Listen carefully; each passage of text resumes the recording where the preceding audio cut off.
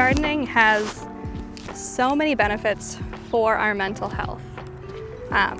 We know that being outside for 5, even 10 minutes can boost your mood, increase positive emotions.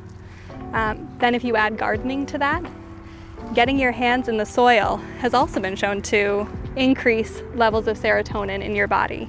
Serotonin is one of the chemicals in our brains that helps us to feel happier, more content, less anxious. And there's a bacterium in the soil called Mycobacterium vaccae that has been shown to boost those serotonin levels. So when you get outside, you're naturally getting a boost of serotonin and vitamin D from the sunshine. That's helping to boost your mood. And then if you garden, in addition to that, you're getting even more benefit from that serotonin boost. So we know that gardening boosts mood.